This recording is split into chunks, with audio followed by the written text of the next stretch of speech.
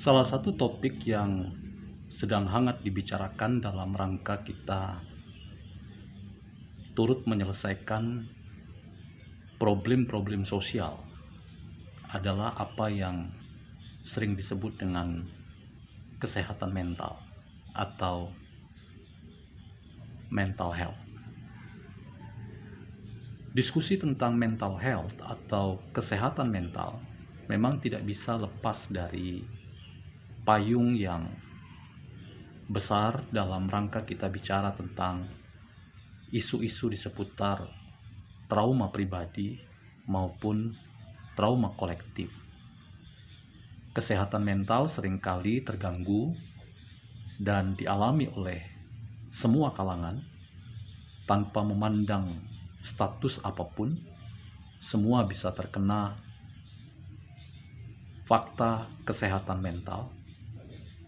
Oleh karena ada banyak hempasan persoalan, ada banyak timbunan penderitaan yang sulit dilepaskan, yang menciptakan memori baik pribadi maupun memori kolektif yang ibarat trauma, yang menciptakan luka, yang luka itu sulit untuk diangkat bahkan disembuhkan.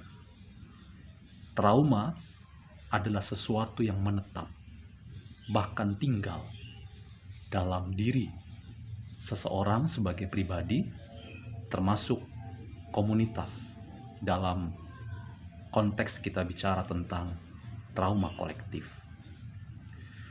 Jika kesehatan mental menjadi isu yang penting untuk kita garap bersama-sama dalam rangka turut menyelesaikan problem-problem kemasyarakatan, maka dalam konteks itu kita bisa juga bicara bahwa masyarakat kita, hidup berbangsa dan bernegara kita juga penting untuk didekati lewat istilah yang kita sebut sebagai kesehatan politik.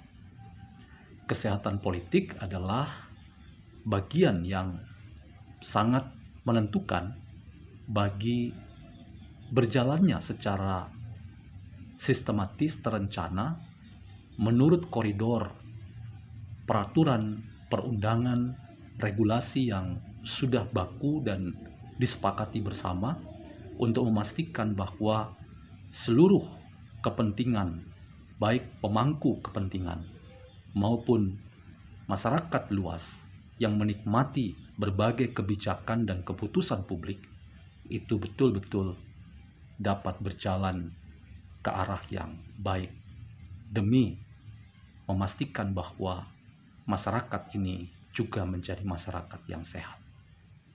Teman-teman, dalam rangka bicara tentang kesehatan mental dan kita kaitkan itu dalam rangka kita bicara tentang kesehatan politik sebuah bangsa, sebuah komunitas, maka penting kita mencermati apa yang sedang terjadi dalam kehidupan kita sebagai bangsa dan negara. Dalam catatan Kompas yang saya baca dalam beberapa hari ini, misalnya ada catatan yang sangat penting untuk kita pertimbangkan dalam rangka menuju kesehatan politik sebuah bangsa, yaitu pertanyaan publik, apakah pemerintah yang terpilih yang akan memimpin Indonesia ke depan selama 5 tahun itu adalah pemerintah yang betul-betul akan memastikan menyelesaikan berbagai macam problem bangsa yang tentu saja pemerintah lama di kepemimpinan Presiden Jokowi dan Wakil Presiden Kiai Haji Ma'ruf Amrin sudah menunjukkan kinerja yang baik. Tentu harapan publik problem-problem kebangsaan yang tersisa dari pemerintahan yang lama akan diselesaikan oleh pemerintah yang baru. Catatan Kompas misalnya memberikan highlight pada halaman pertama pemberitaannya bahwa harapan yang besar diberikan kepada pemerintah yang baru. Presiden terpilih Prabowo Subianto dan Wakil Presiden terpilih Gibran Rakabuming Raka, bahwa mereka ternyata memiliki kans 50-80% yang sangat positif dalam pandangan publik bahwa pemerintah yang baru akan fokus pada kerja-kerja dalam rangka melanjutkan pemerintah yang lama dengan pekerjaan-pekerjaan rumah yang masih perlu dibenahi di sini.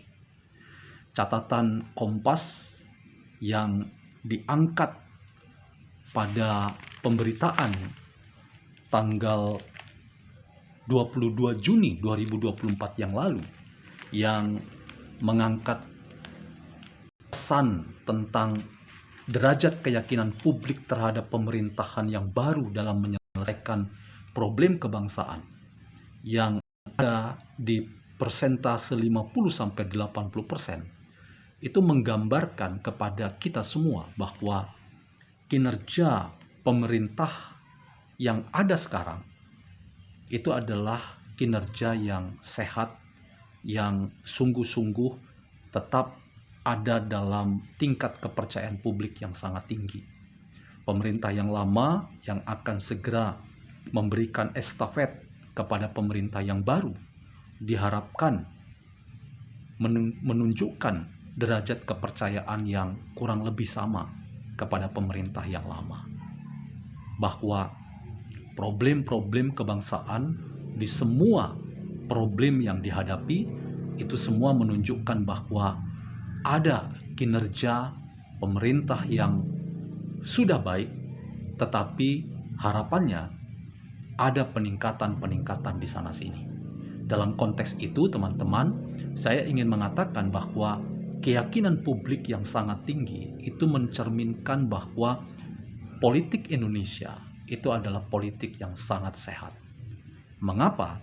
Paling tidak kita sudah terbebas dari problem kebangsaan pada dua pemilihan presiden yang lalu yang sudah menghabiskan energi yang besar. Isu keagamaan, isu primordial, bahkan politik pecah bambu, dan banyaknya ujaran kebencian yang tidak bisa ditelusuri dan dimintai pertanggungjawaban. Itu semua memperlihatkan kepada kita bahwa masyarakat ini, Indonesia dengan penduduknya, sesungguhnya menjadi sebuah komunitas politik yang semakin hari semakin menunjukkan kedewasaannya. Karena masyarakat Indonesia semakin dewasa secara politik dan sehat dalam rangka berdemokrasi, maka isu-isu keagamaan yang dimainkan oleh beberapa kalangan ternyata tidak mempan untuk mengkooptasi bahkan memecah belah opini publik bahwa Indonesia ke depan tetaplah harus Indonesia yang bersatu. Ketika transisi kekuasaan terjadi, maka itu dianggap sebagai bagian dari demokrasi yang wajar, yang normal, dan dianggap bahwa itu ingin memastikan bahwa politik Indonesia adalah politik yang sehat. Karena itu, teman-teman, percakapan tentang politik yang sehat atau kesehatan politik itu betul-betul tercermin pada apa yang pemerintah hari ini mau perlihatkan. Dan pekerjaan rumah yang masih harus diselesaikan oleh pemerintah yang lama itu menantang kepada kita semua. Publik menagih janji apakah betul pemerintah yang baru terpilih itu akan melanjutkan kinerja-kinerja yang sudah baik, yang akan memastikan bahwa pemerintah yang baru ini juga menjadi pemerintah yang terpercaya dan mendapat penerimaan publik yang baik. Dan karena itu pemerintah pada kepemimpinan yang baru diharapkan turut serta dalam rangka memastikan demokrasi Indonesia adalah demokrasi yang berkeadilan demi tujuan Indonesia yang semakin adil dan sejahtera. Dalam konteks ini, teman-teman, apa yang dikatakan oleh seorang filsuf yang bernama Paul Ricoeur, yang ada dalam konteks pemikiran filsafat barat, yang kita tahu bahwa pemikiran filsafat barat itu berpusat pada ego dan akhirnya menciptakan subjek yang tertutup, yang solipsistis, artinya hidup untuk diri sendiri dan merasa bahwa dirinya cukup dan tidak membutuhkan orang lain. Itu semua menghadirkan citra manusia yang secara politis sebetulnya anti politik. Dalam pengertian yang positif, politik adalah menghadirkan kebaikan dalam hidup bersama. Ketika tampilan atau gambaran manusia dalam konstruksi filsafat barat yang tertutup, maka sesungguhnya kita tidak bisa mengharapkan lebih dari manusia yang seperti ini. Karena manusia yang anti politik tidak bisa diharapkan pertanggungjawaban dalam rangka kinerja-kinerja untuk menghadirkan keadilan dan kesejahteraan dalam hidup bersama. Nah, kalau kita memakai analisis pemikiran filsafat yang dikritik oleh Paul Ricoeur, bahwa kita tidak bisa menampilkan manusia politik yang tertutup dalam relasi dengan orang lain, maka kita bisa berharap lebih bahwa manusia politik yang dibayangkan oleh Paul Ricoeur itu adalah manusia yang terbuka. Maka kita bisa berharap bahwa demokrasi Indonesia adalah demokrasi yang sehat ke depan.